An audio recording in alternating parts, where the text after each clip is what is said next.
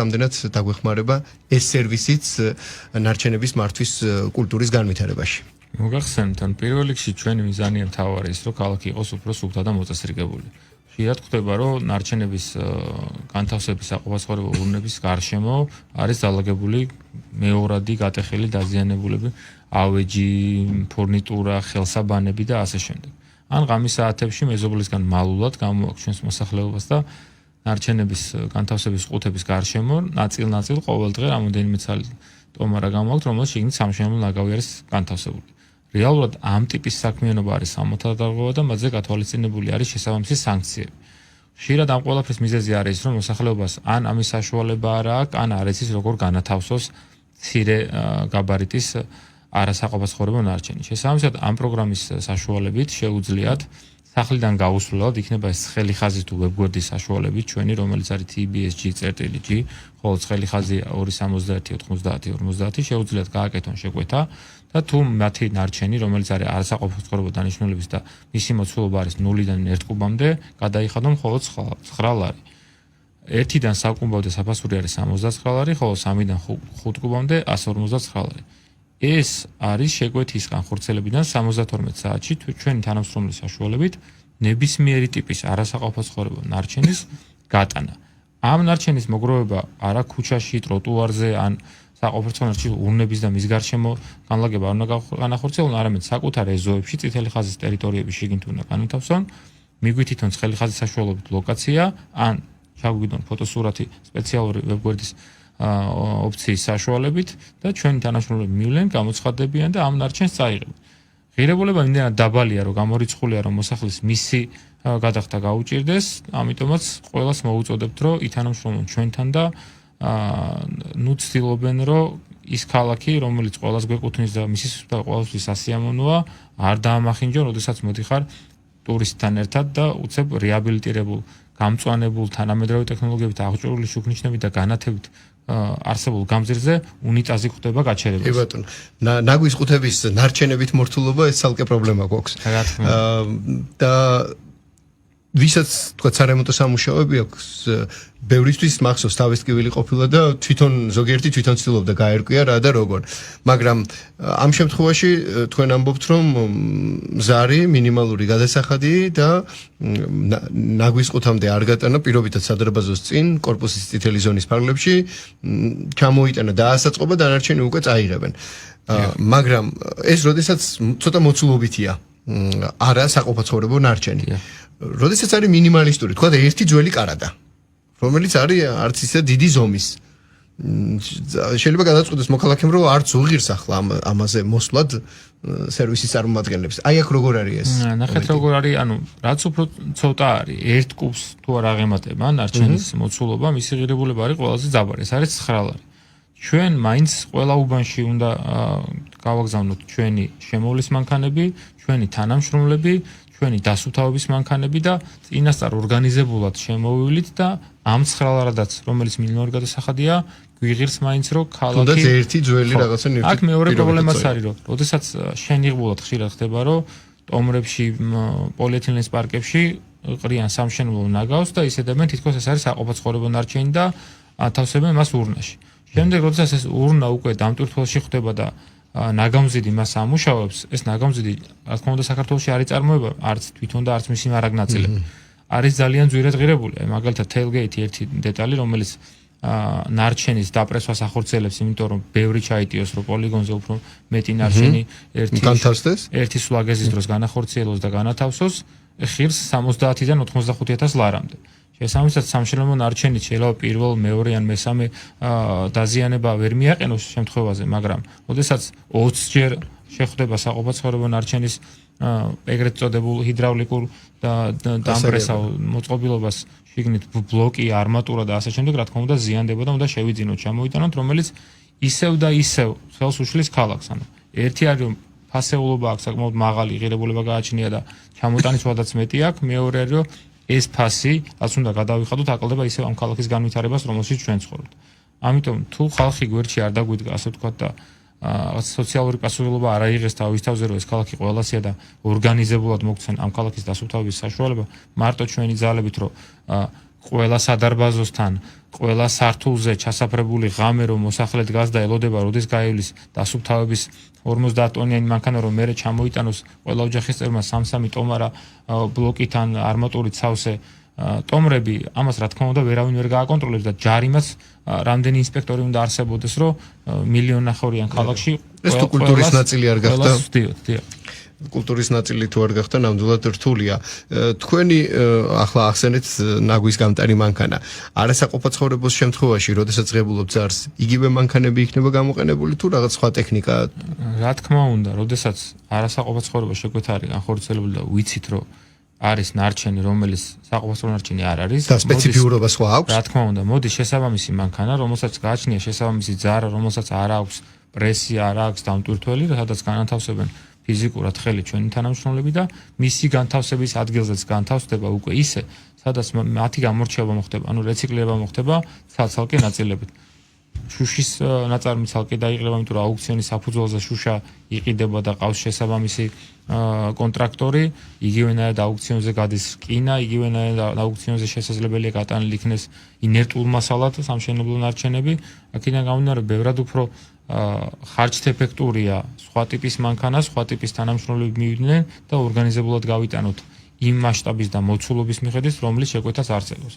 თორე სხვა შემთხვევაში შეიძლება არსებობდეს ერთი კუბი და არაორგანიზებულად რახან არის განთავსებული, რახან არ იცი რა დაგხვდება უბანზე შესვლის დროს და უბანზე შეიძლება იყოს 1500, 1700 ურნა, მათ გარშემო შეიძლება დაგხვდეს 25 კუბი დასაღები და 25 კუბიანი მანქანა რო გააგზავნო და სინამდვილეში 3 დაგხვდეს, ეს ძალიან დიდი ხარჯია და პლუს 25 კუბის გადამტვირთის მოსათავსებლად სამუშაო ძალა რო გააგზავნო, ეს რა თქმა უნდა არასწორი ხარჯია. ხო, შეუსაბამო ხარჯი. ამ თანამშრომლებს ხელფასის გარდა ჭირდებათ ეკიპირება, სპეცტანსაცმელი, ხელსაწყოები და ასე შემდეგ, რომელიც სეზონურად არის შესაძლებელი და რამოდენიმე ერთეული და დიდ მასშტაბში იმ ხელა ორგანიზაციისთვის, როგორც ჩვენ ვართ 5700 კაცი მუშაობს, ეს საკმაოდ სოლიდური ხარჯია.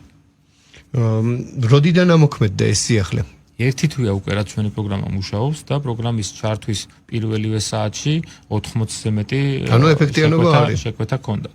რა თქმა უნდა, ძირითადად არის დამოკიდებული იმაზე, რამდენად აგვიწყობს ხალხი ფეხს, რომ იმდენად იაფია, იმდენად სწრაფად ხდება რეაგირება, თუნდაც ევროპული ქვეყნების ანალოგია რო გავაკეთოთ, იქ 4 ან 6 დღეში ერთხელ მოდის დასუფთავების ჯგუფი შენი შეკვეთის გაკეთებიდან.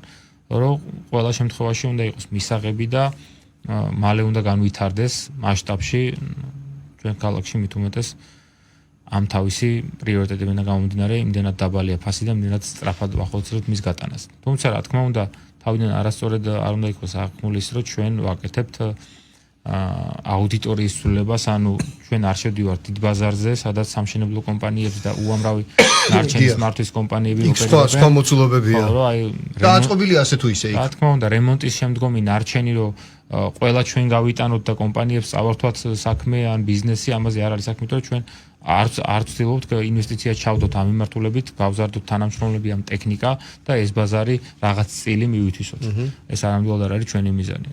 თუმცა მანდაც პრობლემა არის, იქაც არსებობს უამრავი არაკეთესინისიერი კომპანია, რომლებიც რემონტის შემდგომ მასიური გაბარიტული ავეჯის ან ნარჩენის განთავსებას შეგროვებას ახორციელებენ და მე მედიან და თბილისის ზღვის ან ლისის ზღვის. ანუ ტრანსპორტირებას კი აკეთებს, მაგრამ სადმე აქვს საკეთება, ხო? გარშემოყრიან მე ამ ნარჩენს და მე იქიდან მისი ამოღება, გატანა და შესაბამის ნარჩენის განთავსების ადგილზე მობილიზება გაცილებით უფრო რთულია, ვიდრე ის რომ კორპუსიდან წაგვეღო.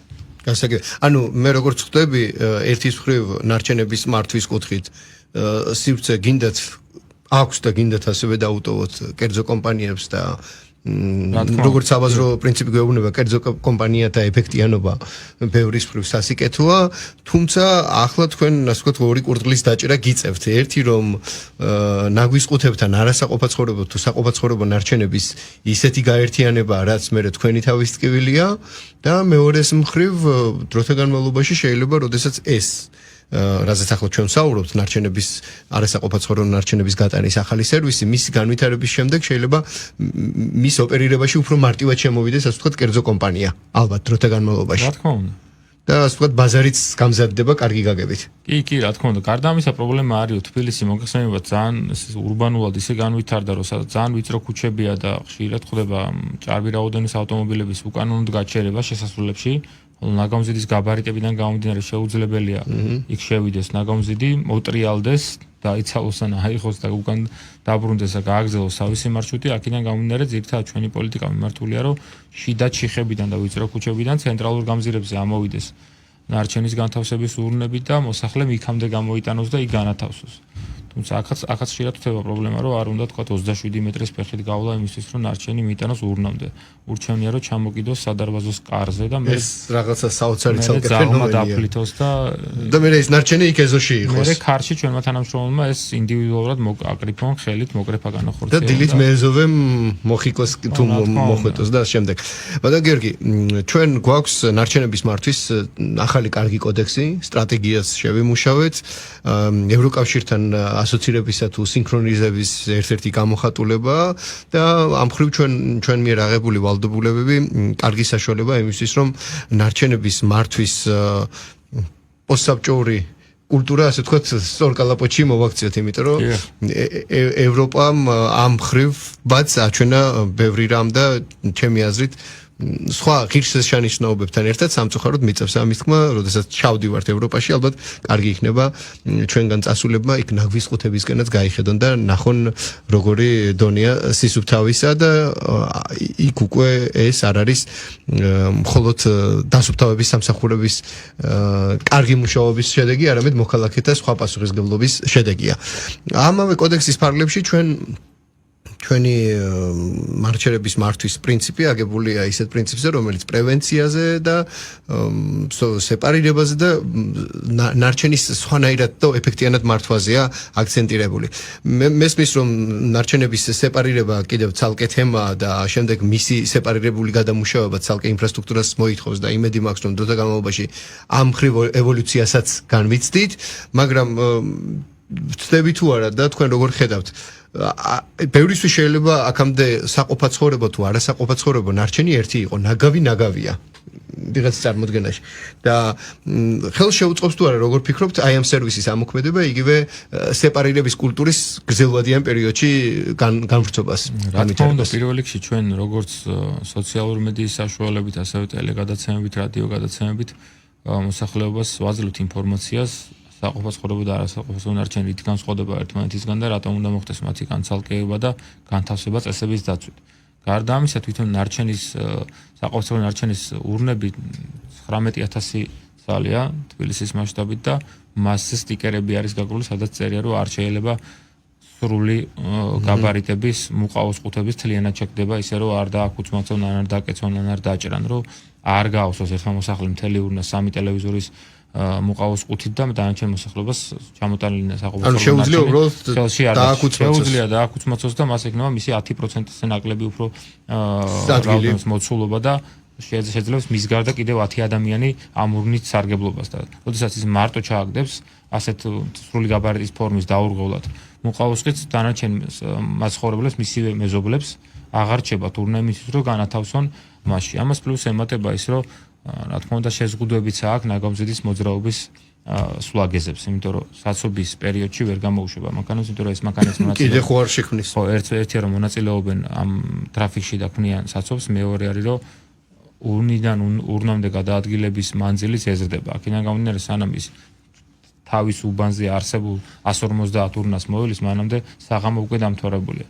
შესაბამისად, თუ სახლში საღამოს გამოვა 3 მეზობელი და 3 ურნას 3 ტელევიზორის მაცივრის და სარაცხის მანქანის მუყაოს ყუთით აავსებს, დანარჩენი 63 მეზობელი რჩება ნარჩენისთვის. მისი ნაგვისთვის, ნარჩენისთვის ადგილი არ რჩება მეორე დღეს. არ არის სივრცე, შესაბამისად, ესეც ძალიან დიდი პრობლემა არის და ჩვენ ახლა რა თქმა უნდა ახსენეთ ევროკავშირის ასოცირების შეთანხმება და ჩვენ უკვე 2 პროექტი გვაქვს, რომელიც ყველაზე მეტად ასე ვთქვათ შეუწყობს ხელს ჩვენი ადაპტაციის პროცესს, ეს არის ლიჩეთი, ეს არის გამწმენდი ნაგებობა ნაჟური წყლების, როგორ უნდა გასუფთავდეს და ისე მოხდეს მე შემდეგ უკვე რომ დაიწერიტოს და უკვე ეს მასა ცალკე გამოიყოს. და აღარ იყოს საშიში მისი გაშვება, ასე ვთქვათ. შემდეგ მეორე ეს არის უკვე გაზშემკრების სისტემა, რომელიც გულისხმობს დუღილის შედეგად წარმოშობილი გაზის გამოყენებას და მის დაწვას. გარდა ამისა, რა თქმა უნდა, სეპარირებაზეც აუცილებლად იქნება გადასვლა, რომელიც გულისხმობს ნარჩენის ისეთ ციკლს განთავსებისას და გადამუშავებისას, რომ 4 ტიპად მაინც დაიყოს, ხოლო შემდეგ უკვე მის გადამუშავებისგან რაიმე პროდუქტი შექმნას, ან ნედლეულად გაყიდვას და რეალიზებას ან ქვეყნის. ან რაღაცა ენერგიის საშუალება გახდეს. თუნდაც ხო რაღაცა ნახევარ პროდუქტის შექმნას, რომელიცგანაც რაღაც შეიძლება გადამუშავდეს. დიახ. აი ამ ყველაფრის თქვენ ახლა ხართ თბილ სერვის ჯგუფის ხელმძღვანელი და ახლა ჩვენ კონკრეტულად დასუფთავებაზე ვსაუბრობთ და ეს არ არის მხოლოდ თქვენი დაფარვის ზონა. როგორ ფიქრობთ, რა დრო დაგჭირდება იმისთვის, რომ ის რაზეც ახლა ვისაუბრეთ არ იყოს სასაუბრო თემა იმ კუთხით, რომ აგიტაცია კარგი გაგებით არ დაგჭირდეს. ანუ პრაქტიკულად ახმადობაზე რა დრო დაგჭირდება იმისთვის, რომ გადავიდეთ ნარჩენების მართვის. ნარჩენის მენეჯმენტი, ასე ვთქვათ, რა, waste management ეს საკმაოდ ესეთი პრობლემური და მასიური საკითხია, ეს 6 და 7 თვეში გაკეთებადი არ არის, თუმცა თუ მოსახლეობა და კომპანიები, რა თქმა უნდა, სამშენებლო ბიზნესის ამ სფეროში ძალიან უნდა მოგყვნენ, დაგვიდგებიან გვერდში, აბსოლუტურად თავიდან ბოლომდე რომ გამართული სისტემა არსებობდეს 5 წელიწადში დაძლევადია. სეპარირებაც იყოს, გადამუშავების ქარხანაც არსებობდეს და უკვე ბიზნესი იყოს ის, თუ სად უნდა განათავსონ ნარჩენი და მერე განთავსებული ნარჩენისგან რა პროდუქტი უნდა შექმნას და ხალხი იყოს ამაში დასაქმებული. რა თქმა უნდა, უფრო პატარა 2-3 წლიან ვადაშიც რაღაცეები არის მიღწევადი, როგორიც არის მაგალითად წეღანდასაც ვისაუბრეთ ეს წყლის გამწმენდი ნაგებობა, გაზშემკრების სისტემა, მაგრამ გადამუშავების ქარხნები, სეპარირების ცენტრები და მანქანების გადაიარაღებაც ამ სეპარირებული ნარჩენის მიღებისთვის და თერი ქალაქის გადაიარაღებაც საკმაოდ დიდ თანხებთან არის დაკავშირებული და ისე რომ არ გაზარდო გადასახადი, თავისთავად ამ ხელთანხების მობილიზებას ვერ შეძლებს. შესაბამისად, ალბათ 5 წელია ის ვადა, რომელიც იდეალურ შემთხვევაში დაალაგებს ყველაფერს 100%-ად. ნუ თქვენი გეგმაც ხო სამოქმედო ამ მხრივ მუნიციპალური მართვის ანარჩენის, მგონი 5 წლიანია და კი, ჩვენი გეგმაც მიმართულია იმისკენ, რომ ეტაპობრივად ყველა ეს რეგულაცია დავიცვათ და საბოლოო ჯამში მივიდეთ იმ წერტილამდე, რომ მოსახლეობაც ორგანიზებული იყოს და ბიზნესიც და მუნიციპალური ნაწილიც როგორც წარმოშობაში, ასევე იმაში, რომ ნაკლები წარმოიშვას. კი ბატონო, ხო, პრევენცია. ყველაზე მნიშვნელოვანი და უკვე გადამუშავებისკენ წასული ნარჩენისგან ეკონომიკური სარგებლიანობა, რასაც რეციკლირებას ვეძახი და ასე შემდეგ, იქ პროცენტი შეიძლება მცირე იყოს, თუმცა ეს საბოლოო ჯამში ნარჩენების ეფექტიანად მართვის საშუალებას მოგცემს და ბევრ რამეს გაადვილებს. მადლობა სტუმრობისთვის, ამოიწურა ამასობაში ჩვენი საეთერო დრო და თქვენ სტიკერები ახსენეთ და თუნდაც ამ სერვისის შესახებ მაგალითად ალბათ ჩემი აზრია, ალბათ იქნებოდა უპრიანი, რომ სადარბაზოების კარზეც გააკრათ, იმიტომ რომ ეს უფრო ეფექტიანიც იქნება ადამიანებისთვის, თუნდაც მეზობელი გაიგებს ამ სერვისის შესახებ, სხვა მეზობლისგან განსხვავებით, ვინც ახლა რემონტს აკეთებს პირობითად და შეიძლება ერთმანეთსაც უთხრა. ხო, არ ვიცი, ეს ჩემი აზრი ვთქვი, მესმის, მაგრამ ალბათ ყველაზე მნიშვნელოვანია ერთი, რომ სერვისი არსებობს და ახლა ყველამ გაიგოს ამ სერვისის არსებობის შესახებ და მერე ჯაჭვი გადაებმება ერთმანეთს. თქვენ დიდი მადლობა, თბილ სერვის ჯგუფის დირექტორს ბატონ გიორგი პაპავას მასპინძლობდით. ჩვენი მასთან დიალოგი რადიო ამედის Facebook გვერდზე აიტვირთება და